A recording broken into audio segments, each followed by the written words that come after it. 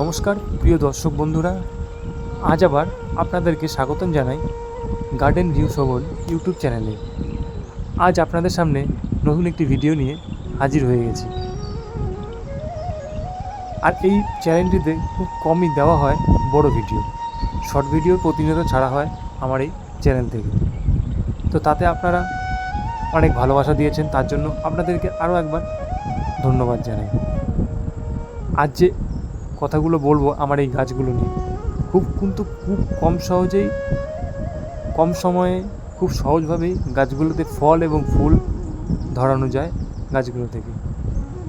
আর এই একটি দেখতে পাচ্ছেন, সেটি হলো কামরাঙা গাছ, মিষ্টি কামরাঙা। গত বছর প্রচুর ফল দিয়েছে এই গাছটি থেকে। আর এটি হলো একটি কাগজি লেবু গাছ, অসাধারণ ফলে ধরে আছে গাছগুলোতে, দেখেও মনটা ভরে যায়। ছাদ বাগানে লেবু গাছ কিন্তু খুব সহজেই করা যায়, আপনারাও চাইলে করতে পারবেন ছাদ বাগান অথবা বাড়ির উঠোনে বা কোনো খোলা জায়গাতে এই লেবু গাছ। আর মাটি তৈরি করেছি আমি সামান্য মাটি, সাথে গোবর সার, শিংকুচো, হাড়গুড়ি এসব মিলিয়ে, বাদাম খোল, সর্ষে খোল, নিম খোল ও ফাঙ্গাসাইড মিশিয়ে মাটি তৈরি করা হয়েছে। আর গাছগুলো করা হয়েছে বাজার থেকে কিনে আনা ফলের ক্যারেটে। খুব কম খরচেই কিন্তু এই গাছের টব তৈরি করতে পারবেন আপনারা। ছাদ বাগান হবে খুব কম পয়সাতে, খুব কম পরিশ্রমের মাধ্যমে। ছাদ বাগানে এখন খুব সহজেই ফল গাছ, ফুল গাছ, বিভিন্ন রকম গাছ কিন্তু করা যায়।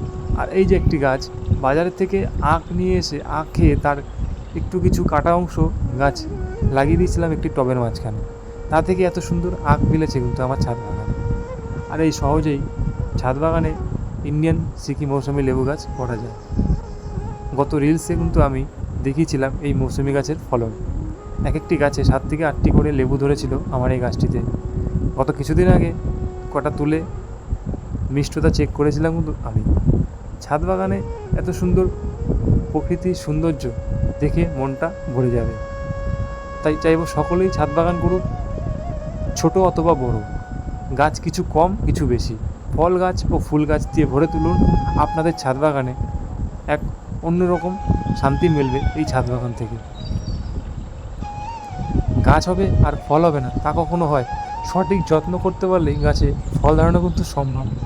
আর আমিও কিন্তু খুব কম যত্ন করেই এত সুন্দর ফল ধরিয়েছি আমার এই গাছে। আপনাদের কাছে এই ভিডিওটি কেমন লাগলো অবশ্যই কমেন্ট করে জানাবেন। ভালো লাগলে বন্ধুদের সাথে শেয়ার করে দেবেন। যারা এখনও সাবস্ক্রাইব করেননি অবশ্যই সাবস্ক্রাইব করে নেবেন।